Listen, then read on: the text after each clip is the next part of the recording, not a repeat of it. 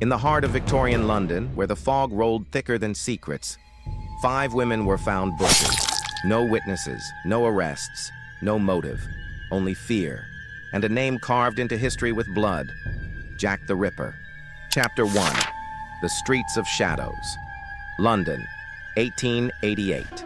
The East End, Whitechapel, was no place for the faint-hearted. Narrow alleys filled with poverty, hunger, disease, and desperation. Prostitutes lined the cobbled streets just to afford a meal. Gas lamps flickered against the fog, casting more illusion than light. And somewhere in the silence, death was sharpening its blade. The first body was discovered on August 31st. Mary Ann Nichols, her throat slit, her abdomen carved open. But the horror had only begun. Chapter 2. The Autumn of Terror. The second murder followed swiftly. Annie Chapman, 47, found in Hanbury Street. Her uterus had been removed, surgically, with precision. Not a random killing. This was methodical, planned. London's newspapers exploded with panic. Murderer on the loose. Whitechapel horror. Is a maniac among us? The killer struck again, twice in one night. Elizabeth Stride and Catherine Eddowes murdered within an hour. One had her throat cut, the other ripped open beyond belief.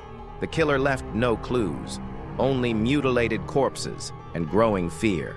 Chapter 3. Letters from Hell. The police received hundreds of letters. Most were hoaxes, but one stood out.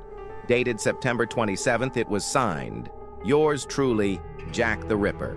He wrote with a mocking tone, taunting the police. "They say I'm a doctor now, haha." Then came the most horrifying letter of all, a box containing half a human kidney. The note said, "I fried and ate the other half." It was signed, "From Hell." Was it real or a morbid prank? No one knew, but the fear was very real. Chapter 4. The victims were forgotten women. All the women killed, Mary, Annie, Elizabeth, Catherine, and Mary Jane Kelly, were poor, vulnerable, and often seen as expendable. But each had a name, a face, a story. They weren't just victims of a killer. They were victims of a society that didn't care. The press called them prostitutes. The public saw them as sinners. But history sees them now as women failed by the system and remembered only in death. Chapter 5. Suspects and Theories.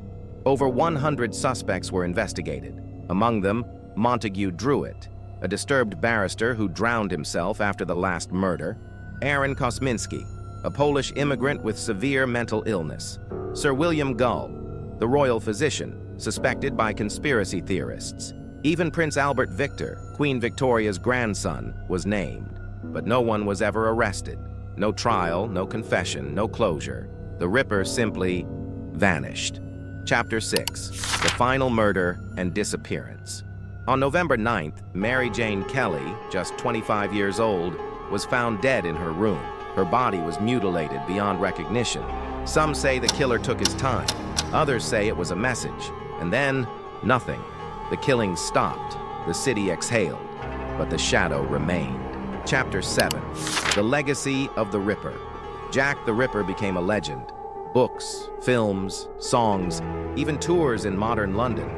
But the case also left behind something far darker, a legacy of sensationalism over suffering, a myth that overshadowed the women, and a mystery that still haunts true crime and history lovers alike.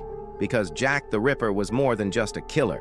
He was a mirror of a broken society, a reminder of how easy it is to vanish into the fog when no one cares to look. Was Jack the Ripper a lone madman or part of something bigger? Was he a surgeon, a prince, or someone the police protected? Let me know in the comments below. And don't forget to subscribe for more hidden stories from England's darkest past.